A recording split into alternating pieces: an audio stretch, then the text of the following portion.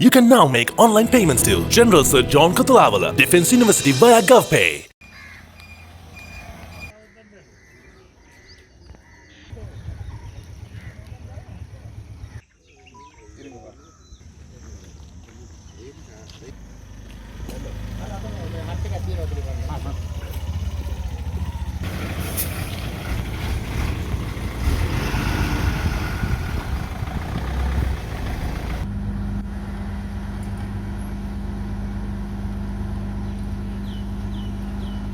தையிட்டியில் தமிழ் மக்களுக்கு சொந்தமான காணிகளை சட்டவிரோதமாக ஆக்கிரமித்து ஸ்ரீலங்கா இராணுவத்தினரால் ஒரு சட்டவிரோதமான ஒரு விகாரை ஒன்று அமைக்கப்பட்டிருக்கின்றது.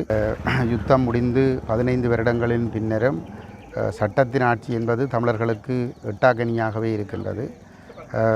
அவ்வாறான ஒரு சூழலிலே இந்த சட்டவிரோதமான கட்டடம் அகற்றப்பட்டு அந்த காணிகள் உரிமையாளர்களிடம் ஒப்படைக்கப்பட வேண்டும். அந்த காணி உரிமையாளர்களுடைய உறுதிகள் அனைத்தும் அவர்களிடம் இருக்கின்றது. அவ்வாறு இருக்கின்ற நிலையிலே சட்டத்தின் ஆட்சியை நிலைநாட்ட வேண்டுமாக இருந்தால் இந்த சட்டவிரோத கட்டடம் அகற்றப்பட்டு அந்த காணிகள் அனைத்தும் உரிமையாளர்களிடம் ஒப்படைக்கப்பட வேண்டும் என்பதுதான் கோரிக்கை.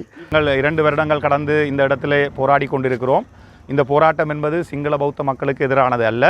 தமிழ் மக்கள் தங்களுடைய உரிமைகளை பறிகொடுத்து 75 வருடங்களுக்கு மேலாக போராடி வருகிற பொழுது ஸ்ரீலங்கா இராணுவத்தினருடைய கட்டுப்பாட்டிலே இருந்த 35 வருடங்களுக்கு மேலாக இருந்த இந்த பூமி விடுவிக்கப்படுகிற பொழுது அங்கே சட்டவிரோதமாக பொதுமக்களுடைய காணிகளிலே இந்த விகாரை அமைக்கப்பட்டிருக்கிறது. இராணுவத்தினரின் பங்களிப்போடு கட்டி கொண்டு நடத்தப்படுகிற திஸ்ஸ ரஜமகா விகாரை என்றுதான் அந்த பேர்பலகையிலே பெயர் பொறிக்கப்பட்டிருக்கிறது. இங்கே இந்த கடிதத்தை பார்த்தீங்கன்னா இது அமரபுர நிக்காயம். உங்களுக்கு தெரியும், திஸ்ஸ விகாரை கரையோர பகுதியில் இருக்கிற சிங்களவர்களுக்கான அந்த நிக்காய அமரபுர நிக்காய.